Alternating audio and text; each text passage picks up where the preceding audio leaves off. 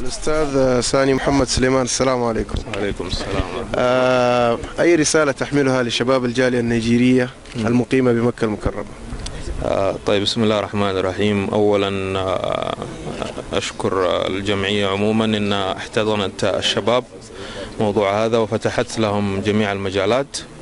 ثانيا رسالتي أوصلها لجميع شباب الجالية النيجيرية أنهم يعني يكونوا تحت هذه المظلة الرسمية ويكونوا متعاونين، لأنه هناك تطلعات للشباب وهناك أمور يحاولوا أنهم يعني يكونوا يد واحدة.